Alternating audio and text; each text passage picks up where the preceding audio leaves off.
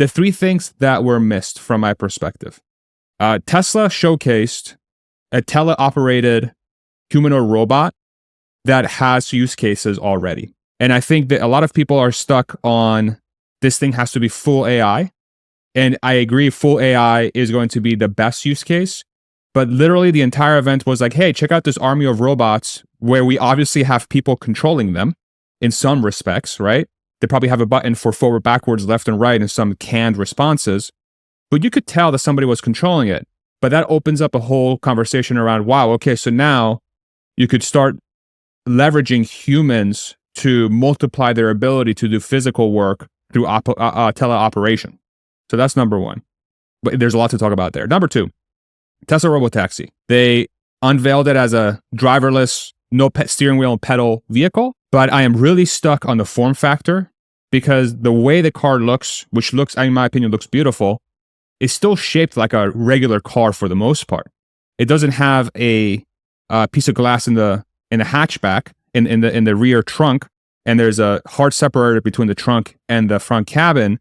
But regulations don't require you to have a rear window as long as you have two side mirrors. So that seems road legal now. And if they were to add a steering wheel and pedal to that vehicle, all of a sudden you have a compact car. But there is some tweets from Matthew on X that says Lars and Franz said that they're not planning, that there's no plans to add steering wheel and pedal to the Robotaxi, to the Cybercab. But like that bothers me because that's the Cybercab.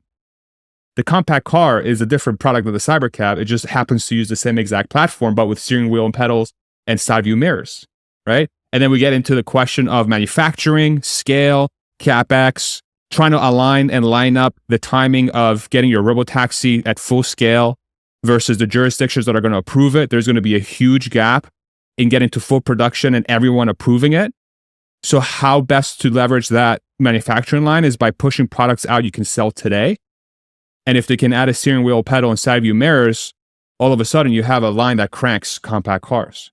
And I get what they said, but it's like, so that's another thing too.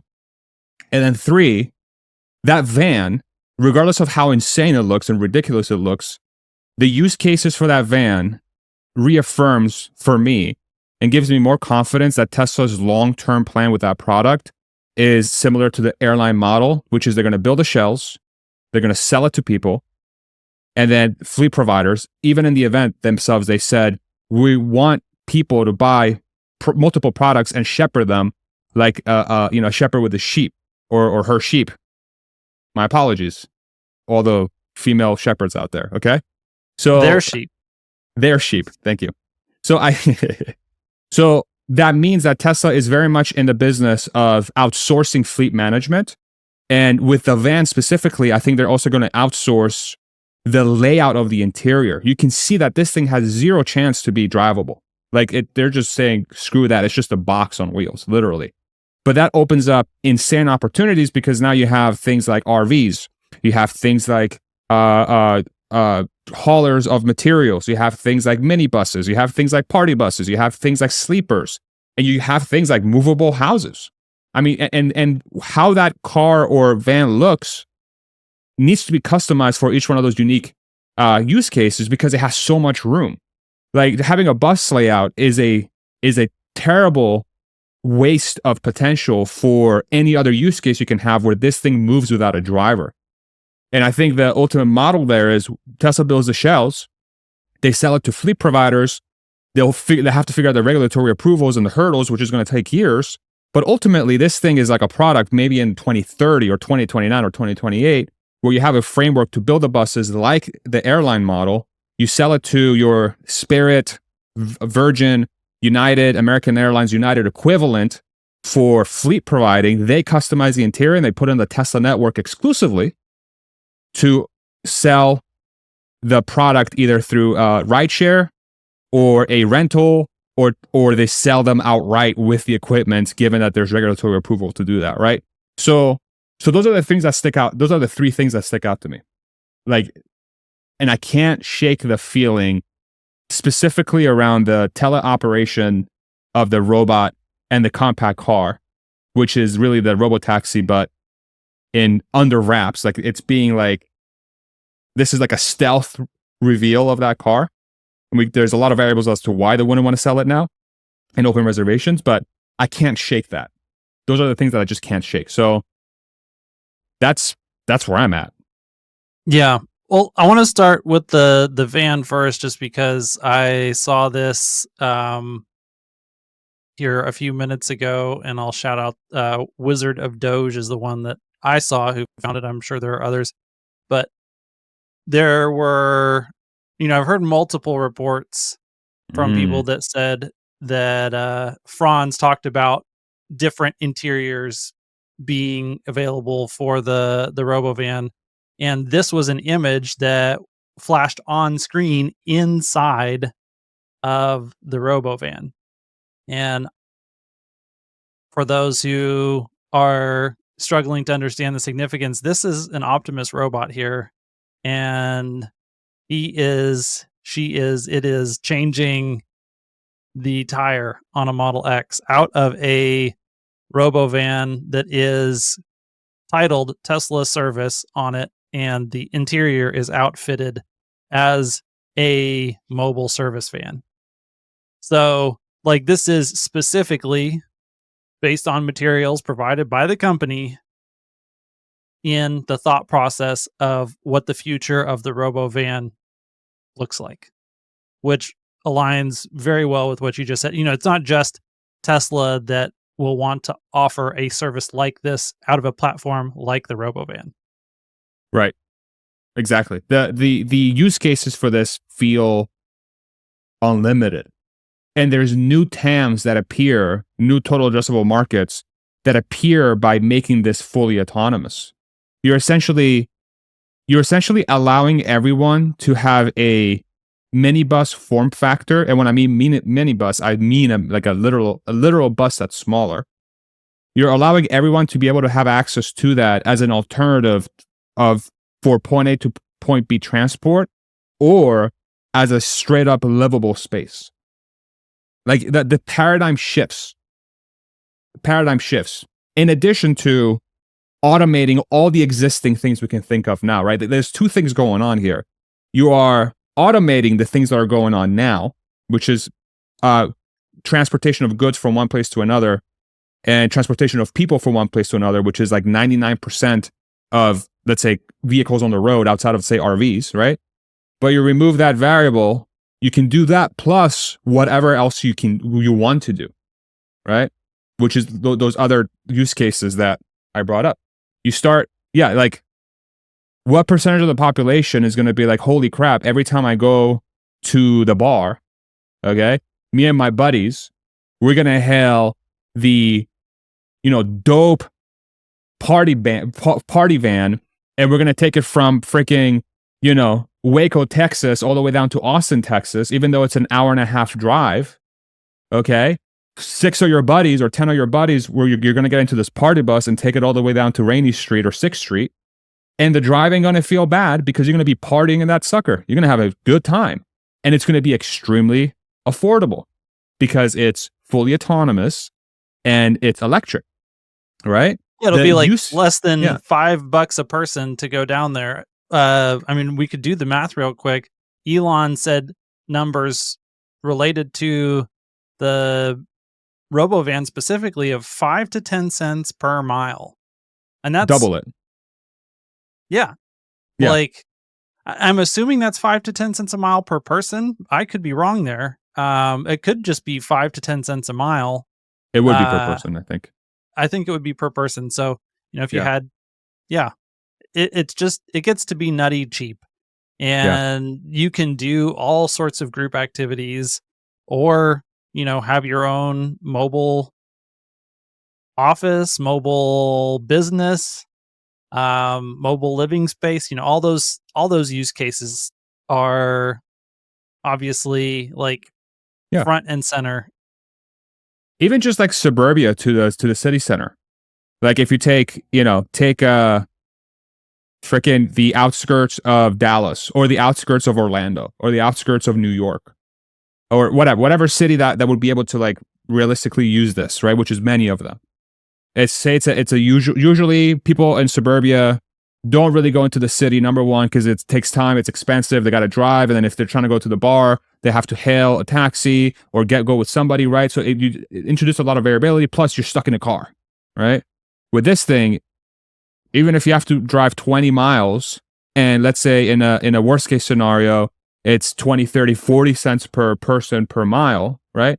A 20-mile trip, a 10-mile trip would be roughly $2 or $4, and then a 20-mile trip would be $8. So people will pay $8 to go in and out of the city, about half an hour to 45 minutes away, and they get a gigantic amount of entertainment, and they get to go with their friends, and no one has to worry about driving. And how much does it cost to offer something like that? That shell is probably like 40 grand, 45 grand. It's more to build something like that. But yeah, it's definitely not prohibitive. Yeah. Yeah. So everything changes. And then RVs get disrupted because of this thing, obviously.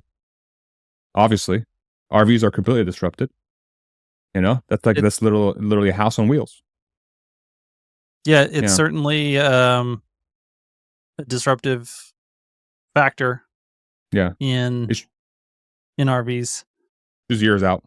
Thinking about the conversation with Pierre, the challenge that you're articulating about lining up all of the manufacturing ramp of the vehicles along with matching your supply and matching your demand and figuring out the technology piece of Robotaxi.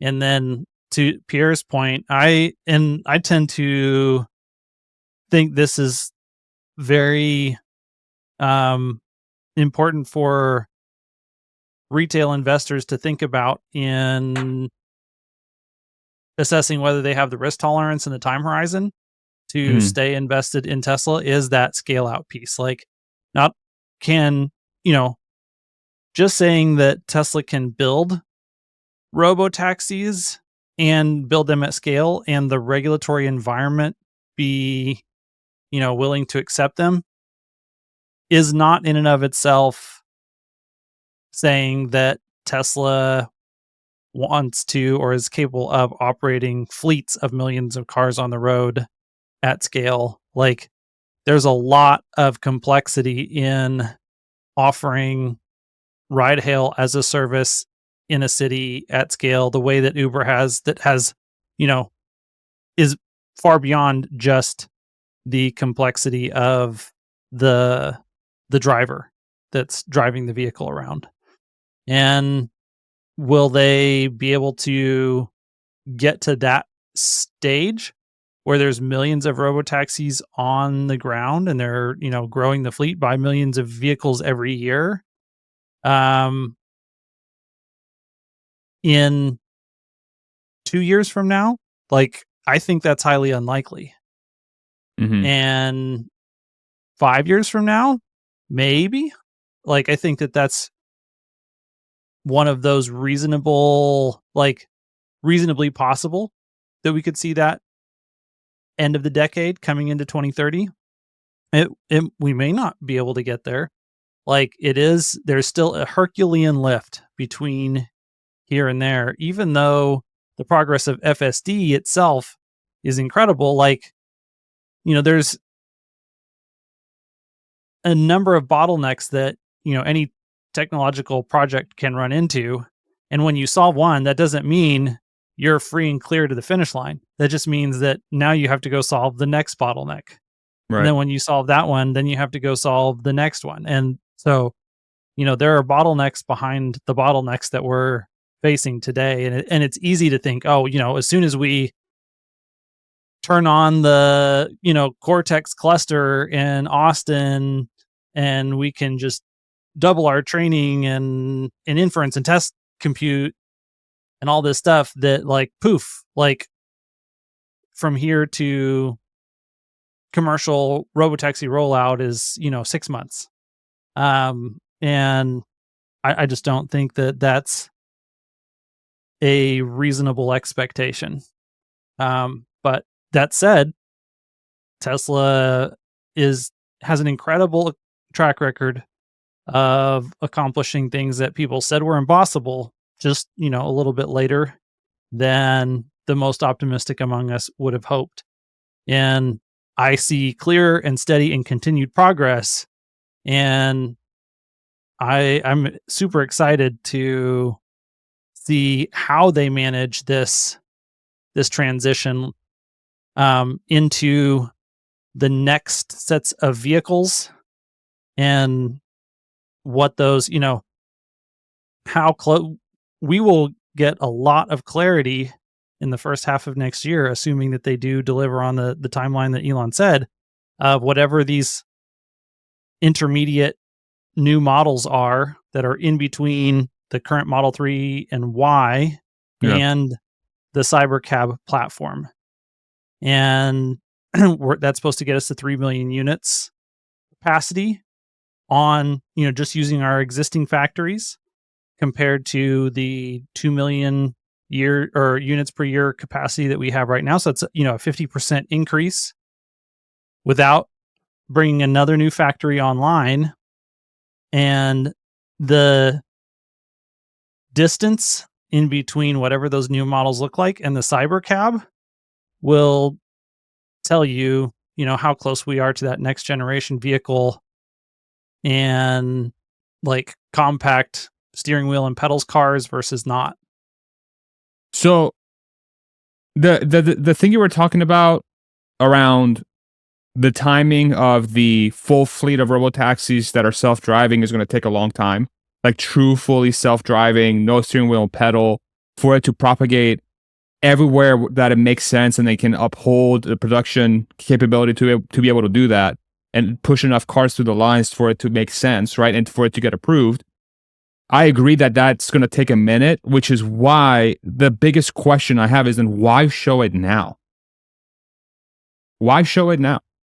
Right? Like why try to come out and show it on 8/8 and then miss the deadline and then try to show it in 10/10? Clearly you're trying to show something, right?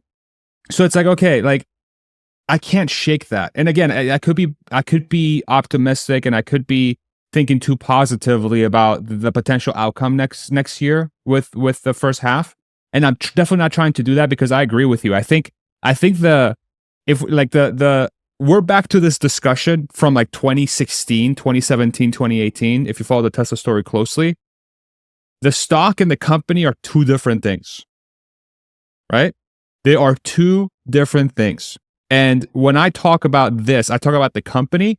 I don't talk about the stock, because the stock's going to do whatever it does. And what the stock's going to do, my guess, not financial or investment advice, is that it's not going to like the next 6 to 12 months. Even potentially even more, because there's nothing laid out from what Wall Street likes to see that gives them a clue from a timing perspective and a profitability perspective. That we've got nothing yesterday. Even if they said Texas, California 2025, okay, how many cars are you doing a supervised? Is that a test fleet? How many rides are you going to do? You know what I'm saying? Like there's still cloudiness behind it. There's a lot of cloudiness behind it. So from that perspective, I agree. But like from the perspective of like, hey, here's like the very obvious roadmap that Tesla is going to do, to your point of, from a technology perspective, they've outlined exactly what they're going to do. No one else is doing this. No one else is doing this. And so if they can, the question becomes an execution thing. Remember Dave Lee talking about this in his videos for years, right? And he was 100% on. All that matters is execution. The concept works. The business model works. The type of products you're introducing works. The markets that you're selling into works, right? Everything's aligned. It's just doing it.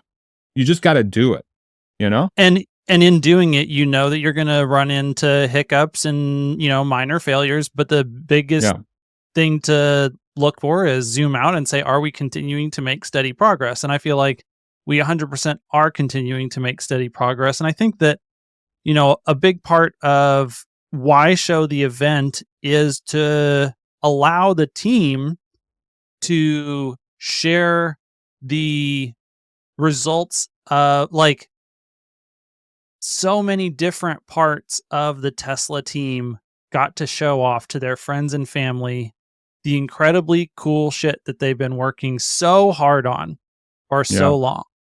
And it is, a waypoint that Elon is pointing towards. This is what the future looks like. It's that let's come back as a team and remember what is the future like. Let's put a stake in the ground and let's imagine what the future looks like 10 years from now if we're successful. And yes, it's like a small scale version of that, but and this will get more towards the bots, but it's still a world where no humans were driving cars anywhere in this hypothetical imaginary world. And it's a world where humans and Optimus robots are sharing space and interacting and in like I think the purpose of the teleoperation for the bots was to really provide the C3PO R2D2 experience that he was talking about, which is what he's driving the Optimus team towards. Like those person-to-person relationship interactions, talking to the bot and having it really talk to you like a human would. Because, in reality, that's probably an actual human that's on the other side of it, which, is huge that they can accomplish that with there's a huge technical accomplishment in being able to teleoperate the bot in that real, that quickly, in real time and have such a natural interaction. We'll set that part of the conversation aside for a little bit later overall. Well, let's get into it now. Yeah, because I agree. And like when you say that, what I think is, so what comes to mind is like, there is a 5, 10, 20-year vision that says this is what the world's going to look like. And this is what we're building towards. But what does Tesla do better than anyone else is that they know how to monetize the road there.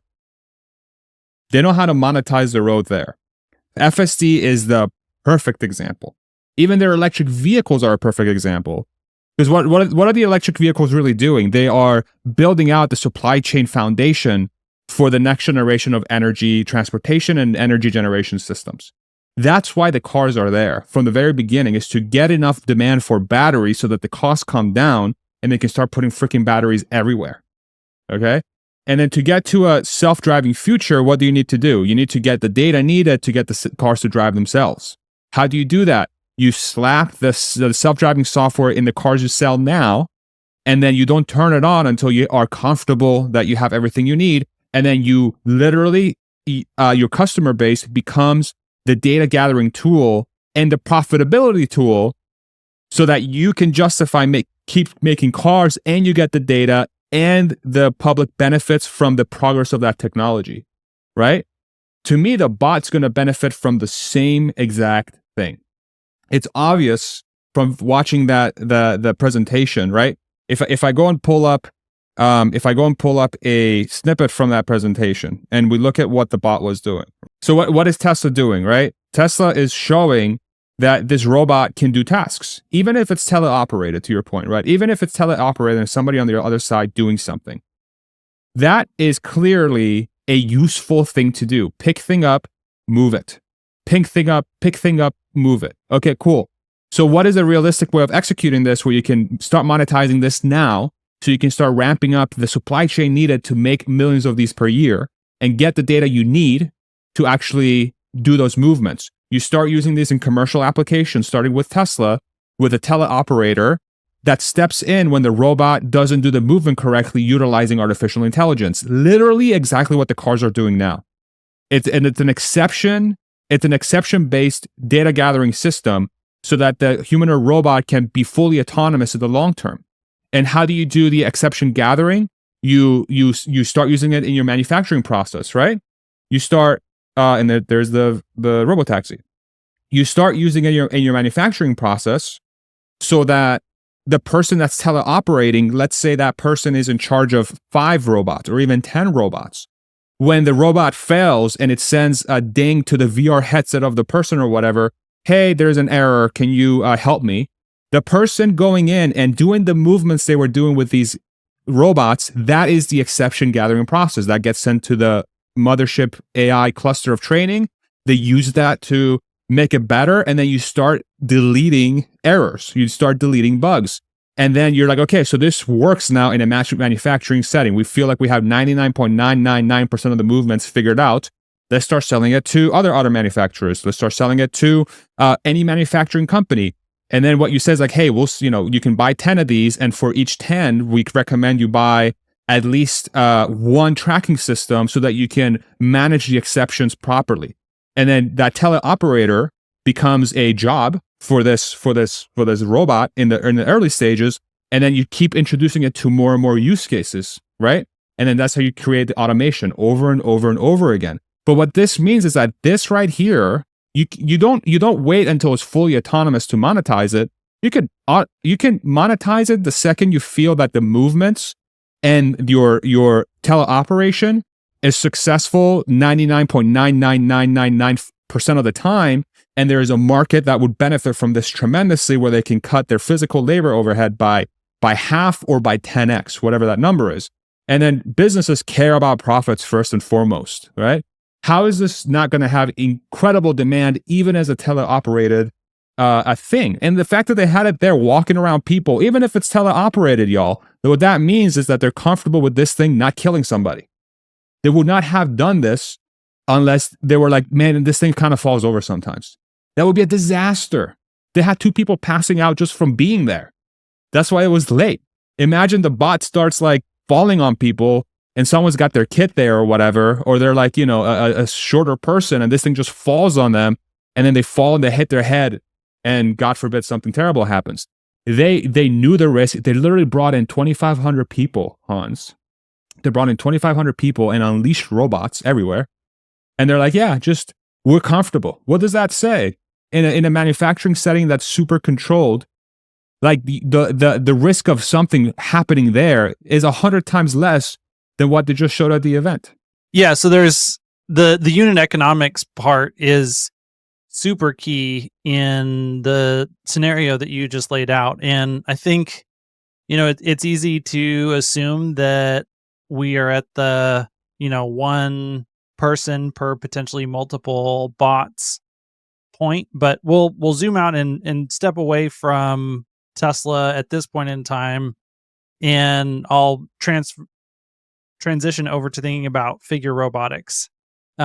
We know from the conversation that Brett Adcock had with Herbert and with Scott Walter the other day that, they were talking about a lot of these exact challenges, and their figure one, the first version of their humanoid robot prototype, like it took tons of engineers and then operators and everything just to get it to kind of do a task every now and then.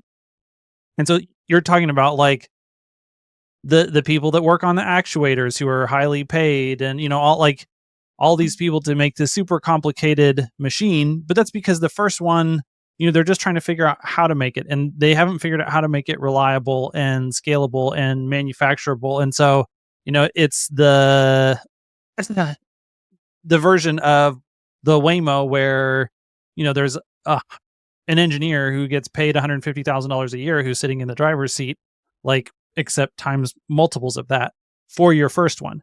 Then once you go and you fix that one and you do your design revisions and you figure out how to make it way more reliable and robust, well, then maybe you can get it down to the point where you've got a team of 2 or 3 humans per robot. And then like the next one, maybe it's 1 human per robot. And then maybe, at some point in the future, you can have multiple robots, tens of robots, 100 robots at some point deep into the future, and 1 human kind of supervisor. And that's the path that, Tesla is also on. I don't know, where along that spectrum they are today. Because, I mean, one of the things that was obvious from watching the interactions, because of specifically the safety point that you were picking out, that each Optimus robot had at least one, and it looked to me in most cases multiple Tesla employees that were physically present to help. And now that's not really all to help just with the robot. It's also to help with managing the crowd to robot interactions and everything. So I'm not saying that every Optimus robot right now takes, 5 Tesla employees to operate. But in the situation that we saw yesterday, we definitely know there's at least one teleoperator per any of those ones that were doing lots of those cool, like, next level interactions. There were definitely Optimus robots doing 100% fully autonomous stuff that was awesome too. But the most impressive interactions with people were more than likely, handled by teleoperation. And so you have that teleoperator, and then in a lot of the cases you also have a employee or two. Potentially you also had an engineer that's kind of there with the teleoperator, helping gather data from the Optimus robot and make sure that, if they're seeing anything that's of concern from the sensor suite on board, that Optimus gets escorted, back behind curtains and taken out from in front of everybody. But there's probably, a little bit of support staff that's going on there. But what an incredibly complex set of interactions and an environment to put Optimus in. And to your point, I think that their willingness to put that many robots in that close of proximity to that many people doing that many different things, the complexity of the Optimus demonstration yesterday was next level. And I think most people are just going to think, oh, there was teleoperation there. And they're just going to use that as an excuse to dismiss the whole thing and not appreciate the refinement of the Optimus platform from a physical, the robotic standpoint purely, for it to be able to do all that stuff and none of them to just completely break down and, have a little robot seizure in front of everybody, caught on cell phone and blasted to the world. Oh, Tesla's a complete failure. That's a huge success. They were operating for, several hours in front of people as well. That is super impressive. All of the fact that they're able to do lots of things autonomously, super impressive. Yeah. There are just so many. When you understand how hard it is to solve the Optimus challenge, and you start thinking through, wow, there's a lot of those things that they ticked off and that they showed yesterday. And it's incredible progress. And, we haven't seen a demonstration like that from literally any other humanoid robotics company. Unitree has showed some cool stuff. Figure has showed some cool stuff. There's a lot of cool demonstrations. There is not a single humanoid robotic demonstration that is on par with what we saw last night from Tesla.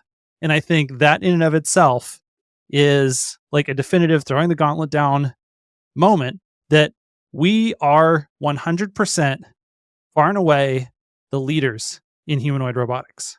For sure. 100%.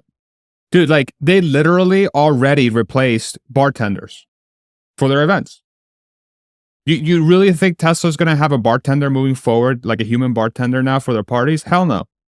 They're gonna start using the humanoid robots, and those humanoid robots are going to be the ones serving drinks. And they're going to collect the data from those events because that is very useful information. Tesla almost has an incentive to host more parties. Tesla has an incentive now to bring people into something they host, and whatever tasks are done by the humanoid robot. Well, most of that incentive is marketing. Operating the Optimus bartender probably costs them more than having hiring a human bartender. But data gathering. The amount of attention and the data gathering that you get is next level. Yeah. It pays for itself in like a second. Like, I would argue that, like, if someone from Tesla's listening, figure out a way to host an event once a month that the Tesla robot will be able to do those tasks and use those as data gathering things. Even if it's like send a bot to every Tesla store and just have them help you around, greet people at the door, like bring them swag. Dude, that is an awesome use case right there. Yeah. Like, why not? Like, dude, that's what's gonna happen. This is what I'm talking about. Like, even if it's teleoperated, bro, like, just have the person sit in Texas or Palo Alto, and then when the bot gets into trouble, beam into it. We already have high-speed internet everywhere. The ping's gonna be like 50 milliseconds at max. It's like you playing Call of Duty or Overwatch and trying to cap some heads, bro. Like, just have people nearby so that the ping isn't that high. It's like literally playing a video game. Hey, Tesla from, bot from, Springfield Service Center is having an issue. Okay, what's the issue? I don't know how to open this door. Okay, open the door. And then just do that constantly and have those bots just bring parts in the shop. Like I said, greet people at the door. There's so many use cases they can use right now with this bot that are not just like data gathering tools, but it actually brings a tangible improvement to the business. And you can do that now. Ish, right? Yeah, the question when I say now, is, I mean within the next 6 to 12 months. But yeah. Yeah, the question is, what's the headcount that you have to add to teleoperate? And if it's one human per bot, then I don't think Elon's gonna want to spend the money to do that at a mass scale out level. If it's less than that, then perhaps. I mean, I think one human per bot works because you start at one human per bot with say 100 bots, and then you say we're not ramping the program until you're able to do 2 bots per human and then 3 bots per human. Right? So you allow the groundwork to begin, and then the use case is we cap the hiring at 100, and then from that point forward, if you want to manufacture more bots, you better make it work with 100 people. This isn't like, I can see why this is missed from the event because it is esoteric and it's insane. It's dumb. It makes no sense that a future of humanoid robots is already technically possible, and it shouldn't be a surprise that the company that their expertise is having state-of-the-art manufacturing systems has figured out how to make the supply chain and the manufacturing system work for a humanoid robot, which has a lot of parts that are interchangeable with a car if you really think about it, as Elon Musk explained previously. You just have to, it's the puzzle. You just got to puzzle them so that you put them in a humanoid form factor, and then their job is like, okay, how do we ramp this sucker up? Oh, we need a new hand. Okay, just replace the freaking forearm with a new hand. Have the power electronics be able to support that new thing or whatever. Oh, we need to replace the arms. Okay, replace the arms. Oh, we need a new bot. Okay, make a new bot. It's like okay, it's there. Like, they can do it. Yeah, I was just looking at how many stores. It looks like, according to Perplexity, I haven't like 400. Clicked all the links, but yeah, it says 236 Tesla stores in the U.S. and then like 438 globally. So if there was one per store there, the question that you have at that point is, do you get ROI from the work and the data? Like, what's the highest quality data that you can collect, and then what's the highest value work that you can do? Most people kind of think that the factory work, and instead of deploying them to stores, even though that would be cool for customers, that they'll probably get deployed to factory jobs first because it's lower variability, and if they can offset the work that a human would do that they're having to pay a lot for, that they'll get more value out of it there first. I think I do agree. So I think we're thinking similarly. I don't think Elon's going to want to hire, thousands and thousands of teleoperators.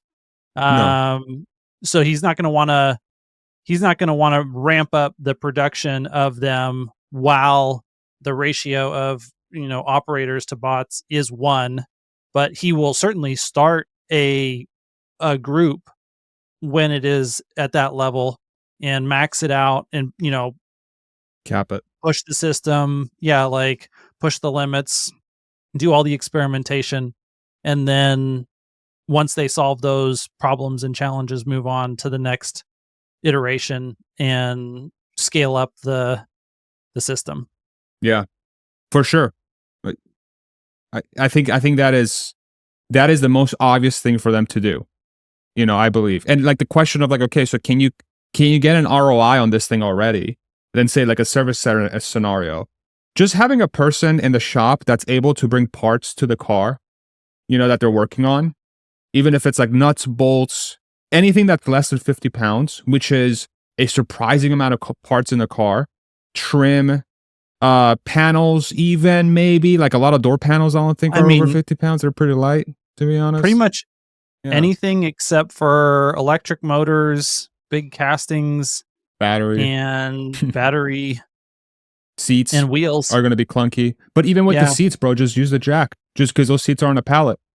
I know this because I was in freaking supply chain. Just take the freaking pallet jack, like the bot can do that. Dude, literally, this is crazy. Of course you can do this. And then all of a sudden, like your throughput for service goes up tremendously because you don't have a lot of that wasted, that path that you have to go from car to part, or like you gotta bring all the parts there and then work on it or whatever. Just have the bot do it for you, and you can almost have it like just diagnose, and then the bot starts bringing stuff in, and it brings it in the order that you're gonna use it, and so you can start work right away. There's just so many things you can do, dude. Now I'm like, damn it. I wish I was in a warehouse setting again so I can do all this. Like their parts distribution network is going to massively benefit from this. Like all small part picking is going to be done by the bot. And I would argue you would create a completely separate process for the small part picking. You could just literally anything that's less than 50 pounds, have it be its own process and have that entire thing be run by bots. The picking, the packing, the staging, the loading, even the receiving. I would have your receiving trucks be sorted in that way so you can process them fully by the bot. It's like, do not send me mixed trucks that my bot can't do all the work. Only send me trailers where the parts are only the parts that the bot can do, and then assign 2 dock doors in the warehouse that are specifically for the bot, and make part of the warehouse just be for the bot. Slot it, inventory it exactly for the bot, and then literally just give them that little corner and just make it automated and just fucking have them work. And then you just grow that. Month after month, year after year, until it goes from 2 dock doors to every single one. And like whatever extra tooling that you have to bring in to assist the bots in, handling those things that are larger, you just do that. Yeah. Yeah.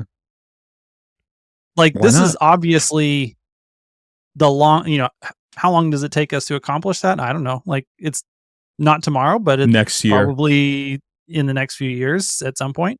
I think next year. Teleoperated for sure, 1,000%.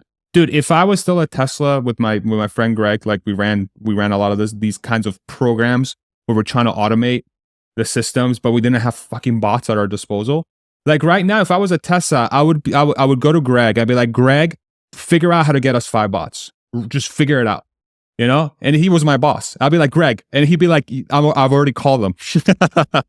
I'm already on it. Dude, we try to get Tesla semis for our process, and they kept saying, no, we can't because the loss, the cost opportunity with shipping batteries from Nevada to Fremont is better than y'all's toy of trying to move parts around the country. I'm like, wow, thanks for thinking of us that way, you fucking... That was literally... What are we, just a number to you?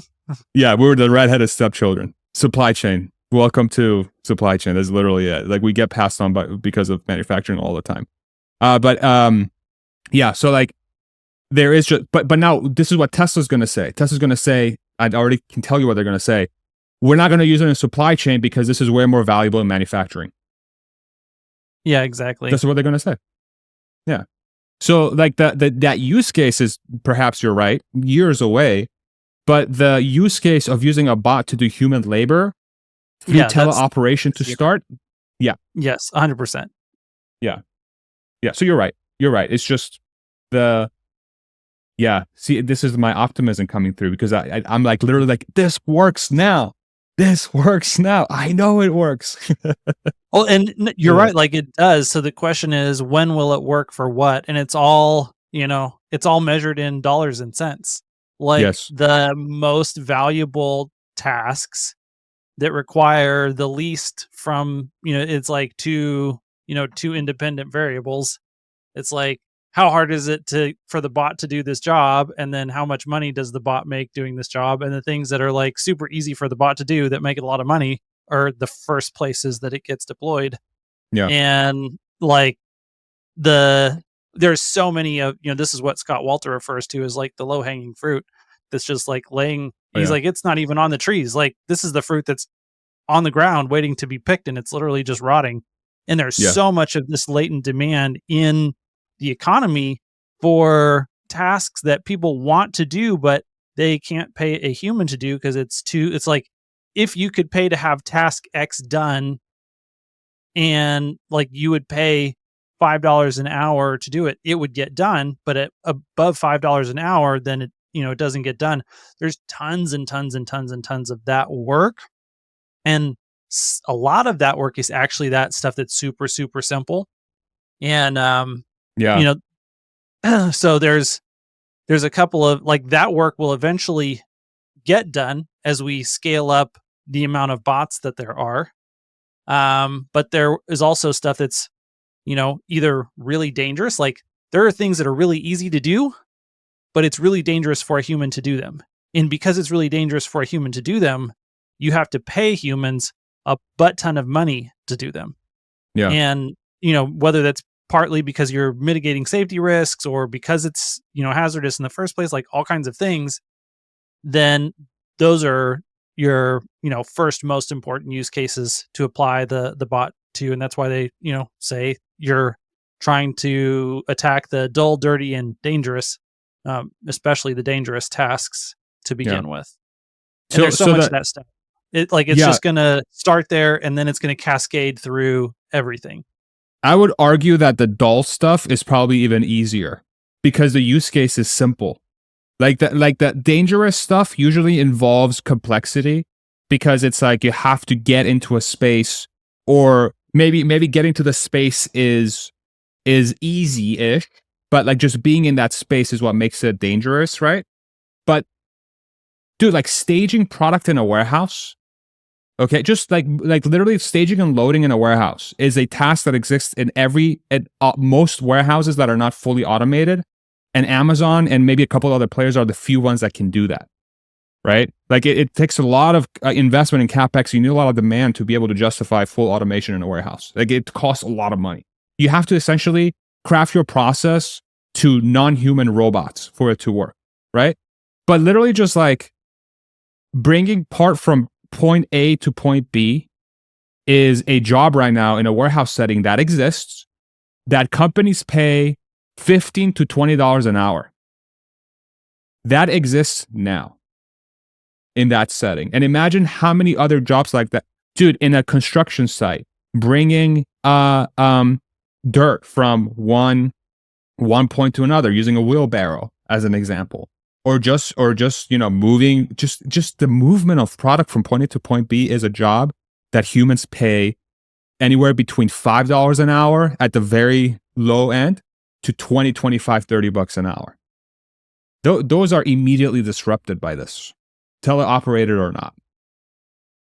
Yeah. Yeah, I think the first places are probably going to be combinations of like dull and dangerous. So it's like, dull is a thing, dangerous is a thing, dirty is a thing. And then there are some things that are dull, dirty, and dangerous.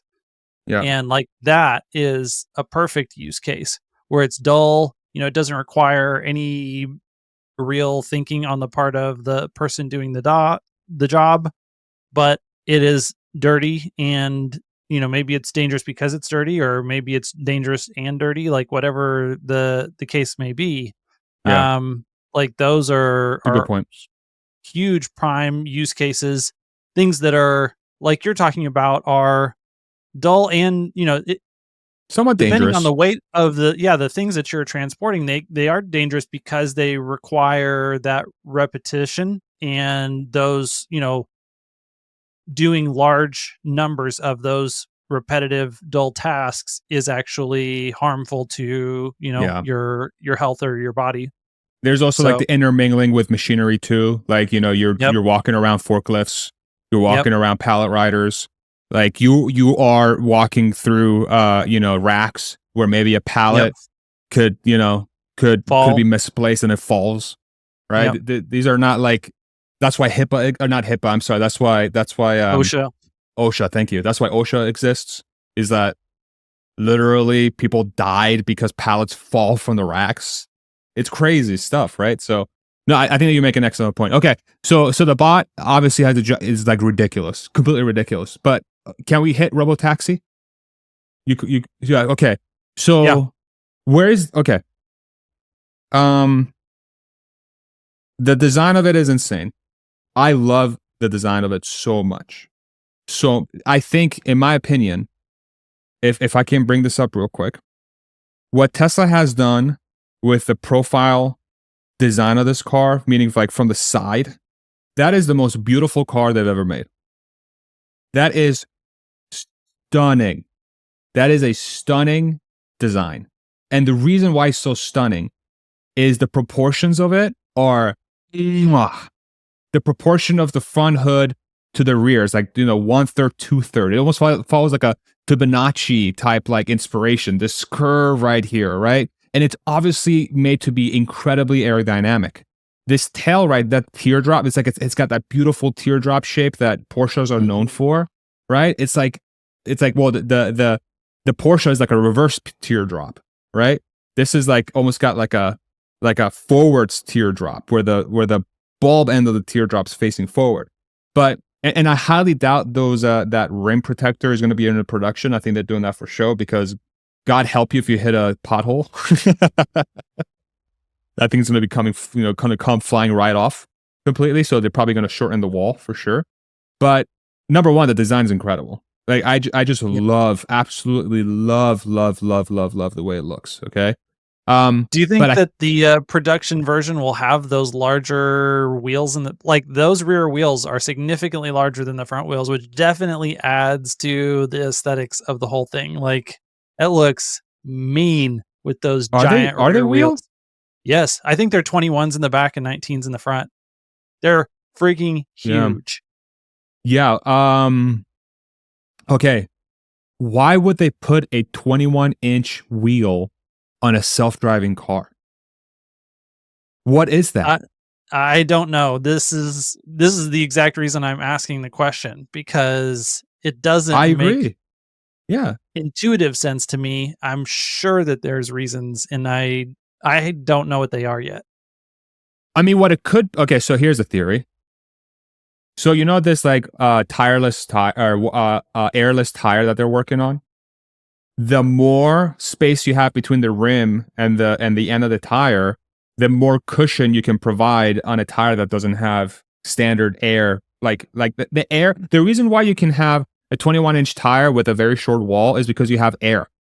Because you have air in there, because it compresses and goes back. But if you're trying to do it with an airless tire, you're never going to be able to do it with 21-inch rims and a wall that's this short. That would be it'd be literally like driving on rocks. You like just might as well drive on a stone tire, because it doesn't matter how soft you can make the rubber, it's not going to have nearly as much play as air, right? But if you make a lot of space between the rim and the tire, you know, maybe it's like a 14-inch rim with a 21-inch tire equivalent, right? All of a sudden, you go from having a decently sized wall to like maybe double, and that's what allows the car to have the cushion with an airless tire. And that may explain those solid caps too. Right. Yeah. That's one theory. That's one theory. You know, because maybe like, okay, and here's the reasoning behind it. I mean, it's obvious, right?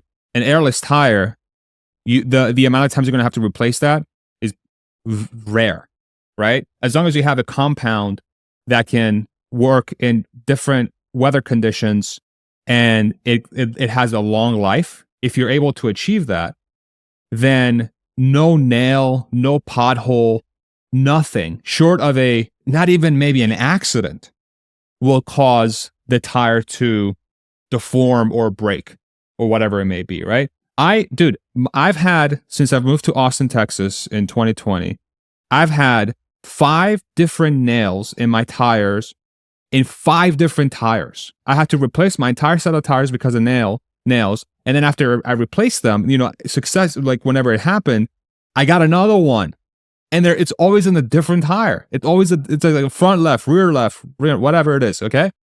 And these are, and I have 21s on my Model Y, okay? Each tire is $600, bro, with like replacing it. So like doing that with this is dumb.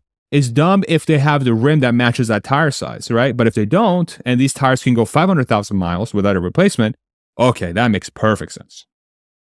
That makes perfect sense. So it could also, they probably have plenty of data on that as well, like how often people are having to do service on their tires, and that's a significant concern, if you're owning these vehicles and operating them as a commercial fleet. Yeah. The last thing you want is your Robotaxi to like, run into a nail. I mean, dude, I miss nails obviously. I miss nails all the time, and I consider myself to be a relatively good driver. It's not like I'm hunting for nails on the asphalt when the nail is the same color of the asphalt. Like, you're going to miss that for sure.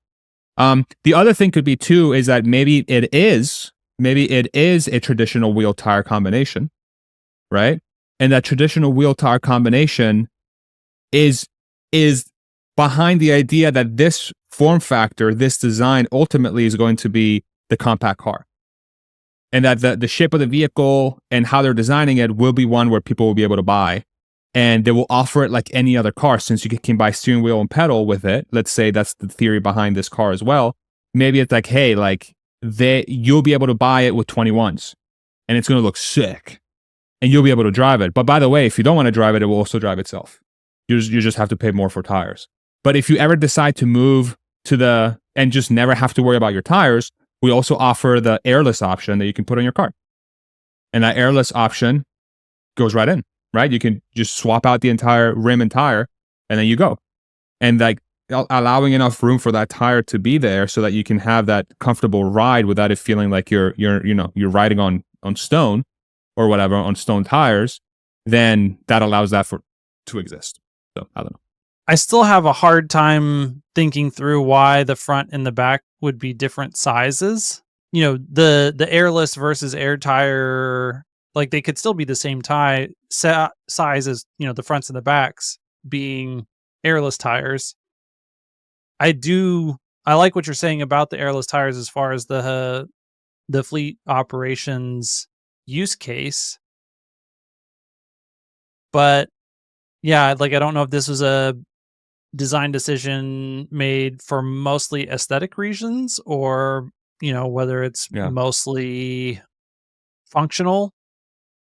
Maybe it's 30% functional and 70% design. I mean, it, like I said, it looks so good, and like I think that there's a significant, like, that in and of itself can be the reason. Like, Elon drove the Starman like spacesuit design so hard to be sexy looking, even though it was super difficult. And this was something that I posted today. Like, somebody had here, let's see if I can find it, posted pictures of both a Waymo and this Robotaxi next to each other. This thing pulls up, like, if you have the option of 2 Robotaxis sitting there and they're both going to get you to this place that you're going to go for the same money and they're both the same safety, like, are you going to get in this one or are you going to get in this one? Like, unless you needed the 4-door version, of course you would get in this one. Yeah. And that in and of itself, like, I think the vast majority of people will gravitate towards the one that just looks better, cooler. Like, you mean I get to sit in a car that looks kind of like a McLaren F1 and, and a get Porsche driven around? Yeah, like, versus what the heck is this wart covered thing? Like, yeah. And what's good, what's even funnier is that better looking one, that the one that even the biggest Tesla hater will be incapable of saying that this is not a phenomenal design, like an all-time great design, truly. That one is probably going to be half the price of Waymo if Tesla really wanted it to be. If they wanted to bypass supply-demand dynamics and they just say, okay, we want to make 30%, like you said, your examples you were giving out on the previous podcast, right? Or the ones that Pierre was talking about. If you want to make 30% margin, Tesla can probably charge half of Waymo, and Waymo would still not be able to make a profit. Okay? It's unbelievable. So now the jury is out on that Robotaxi, which I'm still stuck on. And there's multiple ones. I mean, we can probably save the discussion around like profitability and stuff for a different time.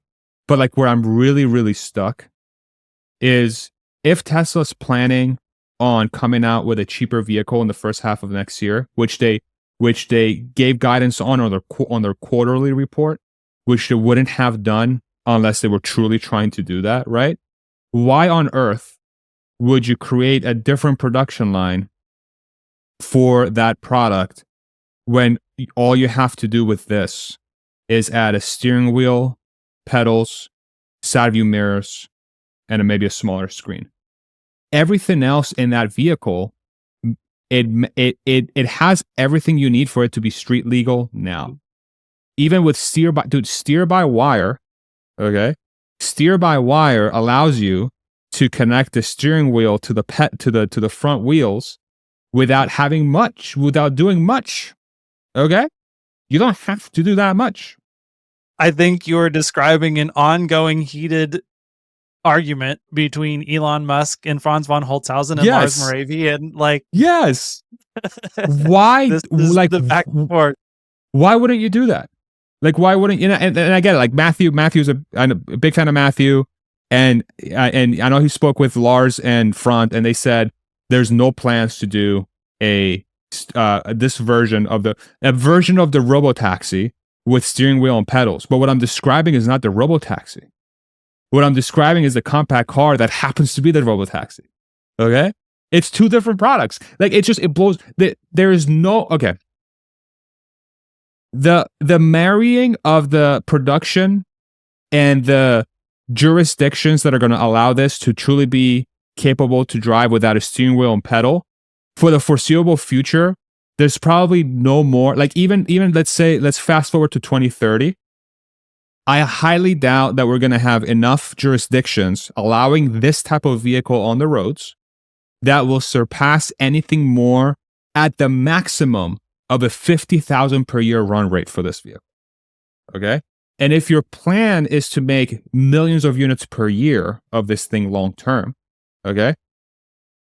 Why wouldn't you leverage that exact line to get to, and again, this is like we were talking about before, what is Tesla very good at? Monetizing their products as they get finalized, right? They're doing that with FSD. They're probably going to do that with a bot. This would be the same exact thing. Just get it in the hands of customers with a steering wheel and pedal where you can ramp the production line to millions of units per year. I mean, this thing will be the best-selling car in the world 5 times over. And they don't even have to announce that it launched. They just have to throw it on the website for 35,000 or whatever the number is. Right? So even if that is the exact plan, of course Lars and Franz are going to say that that's not the plan. They literally can't say that that's the plan, even if it is. So I don't think we know that that's not the plan. I agree. It makes no sense that it's not the plan. Well, I was going to say it makes so much sense that if it's not the plan, Elon's lost it. Elon, no, like if it's not the plan, it's because Elon has a really, really good reason, and he knows exactly what are all of the failure modes that could wipe out whatever that other plan is, and if they're continuing forward with the plan, it's because they have mitigated all the failure modes. Yeah. Which I don't think that's the case. Because, again, you're still beholden to the jurisdictions that will allow you to operate this. You could have This could be done tomorrow. Okay? I don't see how you're going to have enough jurisdictions turned on for this to actually be justified in the millions of units of production run rate per year. Anytime this decade. It's just not going to happen. It's not going to happen unless he's literally talked to every government official and they're all like, we have it in paper that we will do this by here if you can prove that you can do it. And knowing, I just don't see how that's possible. That feels harder than making this have steering wheel and pedals.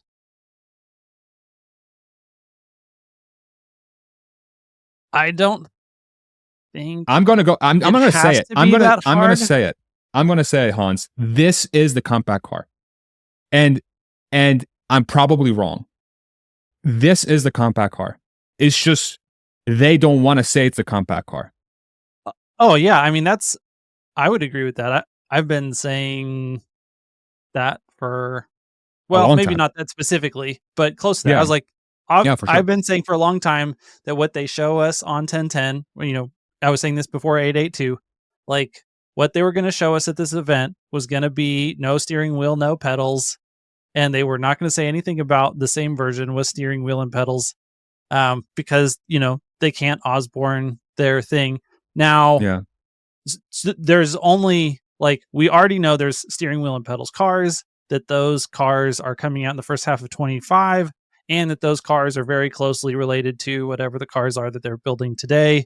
So the question is there then between those cars and full cybercab another in-between step?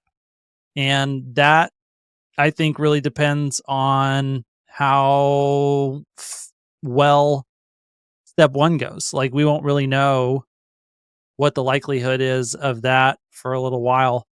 On the regulatory approval side of things, I think that there is one very easy strategy if the economics are as ridiculous as they look like, that makes adoption of these things like that. And that you say, we're going to propose to city council to add a Robotaxi service tax, and the city is going to generate, is going to get 5 cents for every $1 of revenue from every Robotaxi ride. Poof. So you're talking about the same government that didn't employ Starlink to do broadband internet. Yeah, the government wasn't. I'm talking about offering cities specifically, which are tax starved. Yeah. A giant cash asset. I know so many cities that in this area that are really struggle to provide the services, the municipal services that they're supposed to provide with the budgets that they have. They just don't have the tax base for it. Yeah. That's a great point. And the other thing too is for this to work as a compact car, okay, the castings you're going to need for them are going to be significantly different than the castings that are being made for Model 3 and Y. Very obviously, right? And if their thing is hey, we're going to leverage our existing lines to come out with more affordable models, right? For this to be the more affordable model next year, to be the compact, what is the likelihood that they're able to modify their casting process so that it spits out these casts and not the other casts? How customizable are those casting machines? Do we know? Yeah, no, that's actually pretty. They already do something like that where, the same machine is used for the front castings and the rear castings. And so they run a whole bunch of fronts, then they take out the molds, they put in different molds, and they're not actually called molds, they're called dies, but the part that's the negative of the shape. And then they run, the other thing. And so you can, if you've got big enough ones, one of the things that's likely, if the castings on these are small enough, is that you may not want to have them connected, but you could have a front casting and a rear casting come out of the same die shot together. So you could, in one overall, casting cycle, produce both the front casting and the rear casting. The reason that you would want to keep them separate is so that then they could go on through a more unboxed process as separate sub-assemblies. If you're putting it on the current lines, maybe you do make it all one casting from front to back. Yeah. And it just proceeds right on down your regular assembly line. And you could probably, cast the entire underbody of the Cybercab with the same machine that you're currently using to cast the castings for the Cybertruck. So if I look at this image, right, dude, this car looks so good in every angle. It's like unbelievable the design that they've done with this thing. Even with like everything. Franz is a master. He's insane.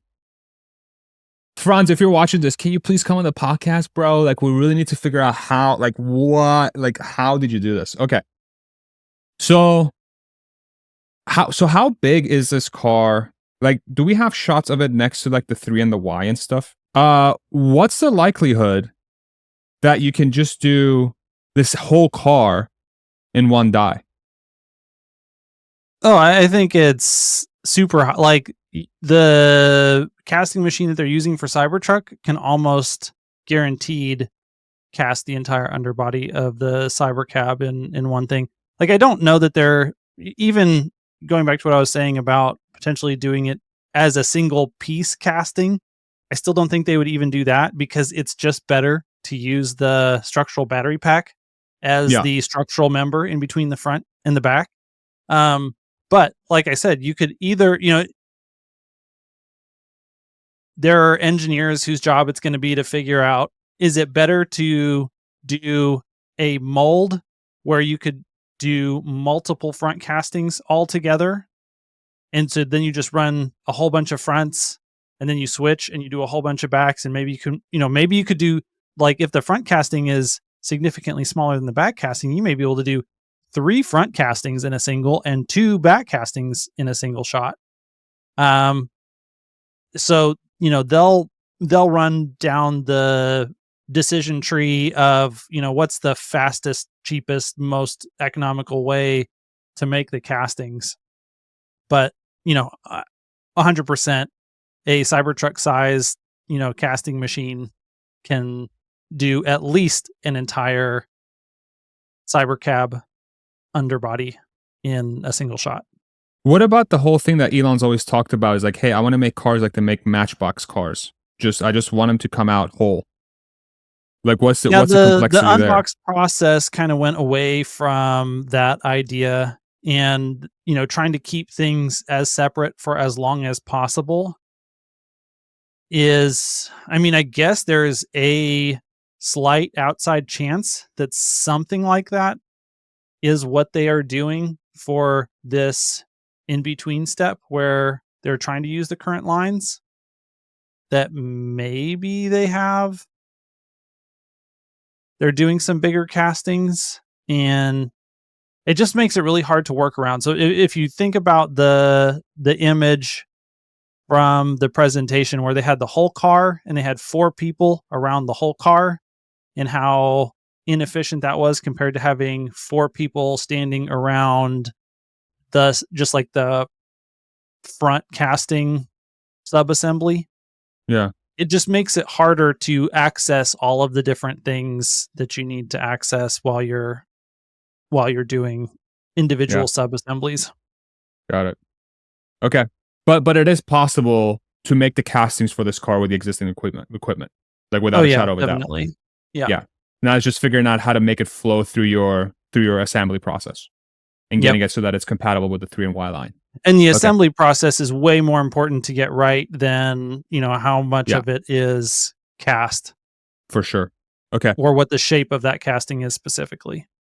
How long does it usually take between them getting the alpha prototypes out and doing the first production unit sold? Is that usually like 6 to 9 months, if you remember correctly? Like, how often? Like, when we're looking at Cybertruck, how long did it take from it to go from seeing it on the road to the first Foundation series rolled off the line and actually was sold to a customer? I think 6 to 9 months does sound about right. We'd have to look at specific dates, but that sounds right. And I think it sounds right for some of the previous ones. And then Cybertruck was especially hard. Like, I don't think that Cybercab is going to necessarily be as difficult to go from the release candidates to the first production. I think it's going to be stupid easy. It has to be stupid easy by design. Yeah. There was a video that people should probably go watch. I'm not going to try and summarize it here because I haven't actually got to see all of it. But that Brian White from Futuraza put together this morning about, ways they engineered cost out of the Cybercab. And we'll just use one example here that he also talked about on our stream this morning, about the fact that there was no window switches in the doors because they tried to remove as much wiring from the doors as possible and as much electronics from the door as possible. And so the switches to raise and lower the windows are actually in the center console. They're not in the doors, and that simplifies the complexity. Brilliant. And so like they're thinking through all of these things already. They're already making some. One of the things that I don't think is that I don't think that the body panels that they had made were likely to be made of the same material and using the same manufacturing process as they will be eventually. Like, I don't think they have the tooling yet to make. So I think those were custom built with a hand built process that's not the scalable process for the body panels, which will mean that, I don't know. I've asked so far, no one has touched the actual body panels that I've spoken to yet from the event. And so I'm going to continue to try to do that, but we don't know, like, are they plastic? Are they metal? Are they painted? Are they like what is all that stuff? Even if we did have that information on what it was at the event last night, I don't know that would be a guarantee that is what we end up seeing on the final version. I still think that there's a decent chance that the exterior ends up being stainless steel, but significantly thinner stainless steel than is on the Cybertruck, because the Cybertruck is so hard. Like, you could go significantly thinner than the Cybertruck, and it would still be a pain in the butt to stamp and form, compared to something like aluminum, but it would be doable. And the reason that I say this is because the inners of the Cybertruck doors are also stainless steel, and those are stamped and formed in curved and complex shapes. And so if they can do it with the inners of the doors, it's just not like they couldn't achieve the toughness of the Cybertruck with stainless steel that was that thin. That stainless steel that's on the inners of those doors is not bulletproof. And so that desire to make the Cybertruck bulletproof, I think, is the thing that makes it into this truck that ends up being origami shaped, because it can't be bent and formed. But that's not to say that bending and forming isn't possible. It is possible because they're doing it. It's just, you can't have a bulletproof stainless steel exterior if you make it thin enough to do that. Well, no one cares if the Cybercab is bulletproof. I'm sure someone cares, but not that many people. That's not what they're designing this for. And so I think it is entirely possible that ends up being just stainless steel. You know what it reminds me of? This color. So are you familiar with E-coat? Yeah. The protective layer they put on the car before the paint so that it protects the metal. It just reminds me of an E-coated car that has some sort of protective material over it. Doesn't have to be paint. And so my head goes to is like, okay, we know that almost stainless, like a metallic flecty coat. something like that. Yeah. Yeah. And so my head's like, okay, so what is one way of removing the paint shop? One of them is going stainless steel, but we know for stainless steel to have curves and to have these shapes, it's a pain in the ass, right? And so this car, we think that the underlying reason, that like the reason, like the biggest reason they would make this is like the biggest variable here is to ensure that the manufacturing process is as painless as humanly possible. And so when I think about stainless steel, I think introducing that process is going to make it complex for no reason. That's the way I view it, right? Like in every situation, I think, and you correct me if I'm wrong, making a stainless steel car is going to be significantly more difficult than making a non-stainless steel car, especially in this day and age. Except for paint. Yeah. So like, except for paint, right? and that is, I think, a major factor for a Robotaxi. Like paint repair, paint maintenance on a commercial taxi becomes a significant pain in the butt. And e-coat, it's not paint, but the manufacturing process for e-coat is very similar to paint, similar complexities, similar cost, similar challenges. And that was what they were trying to get away from for the Cybertruck with stainless steel. And it made sense in that specific use case. I don't know for sure if it makes sense for the Robotaxi, but I think it is one of the possibilities. And I think, that specific factor about trying, like having someone run into it with a shopping cart and ding the side of it. Like if you can brush that out with a Brillo pad and poof, you're all good. Yeah. Like that saves you a lot of cost, in the long run, trying to maintain your vehicle. Yeah. And so, okay. And this is my last question, and I gotta step out because I got my parents coming in about a couple hours, and I still gotta do a few things. Okay. If this was Robotaxi, why do they have windows? Why do they have windows in the places a regular car has windows? Why not just like, why do you need to look to the side? Why do you need to look to the front? You're not going to be, oh my God, right? You know what? Like people are going to be like, are they really going to do that? Like, do we really think people are going to do that when they're in there? No, they're going to look at the screen. They're going to be on their phone. Maybe they are able to, they will be able to look outside, but why make it so traditional? Why make it so traditional? Well, pull up a picture of the Robovin and let's double click on this point a little bit further. Thank you. That's exactly my point. Like, why are you going so ham on one and not the other? It's literally the same use case. This dude, the more I look at this Robovan, the more I'm like, what the fuck? Like, can you imagine seeing a caravan of those things driving down the interstate? It would look like a legit Art Deco train, like just powering down the interstate.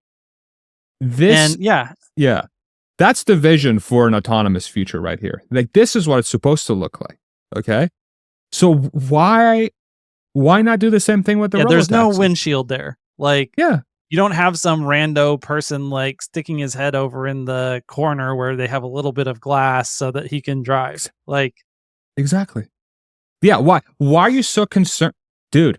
Why are you so concerned all of a sudden about ensuring that you have windows?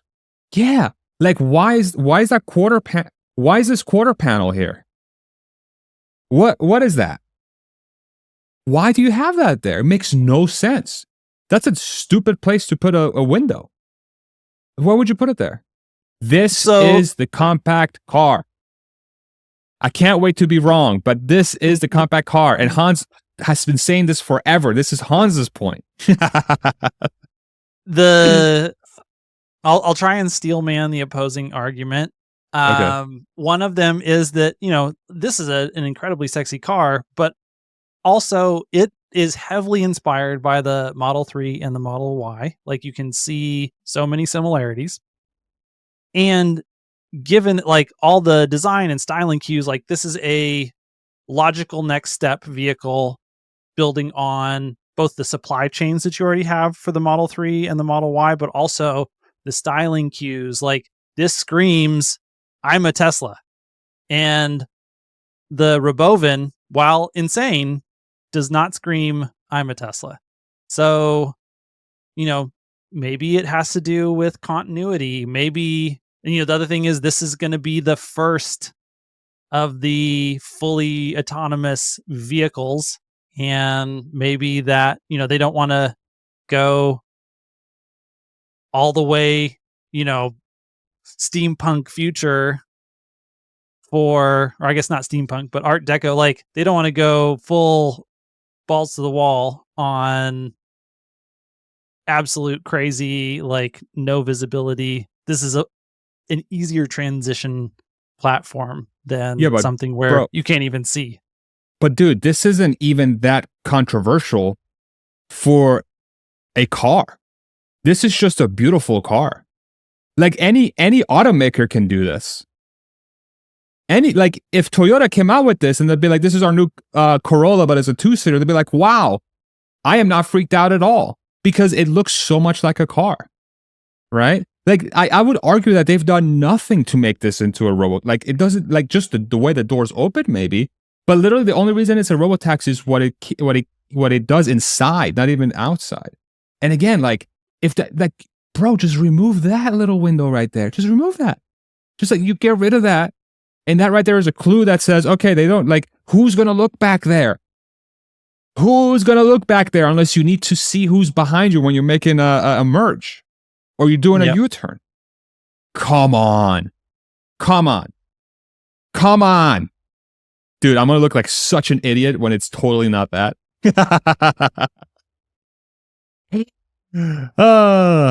Okay. I got to go.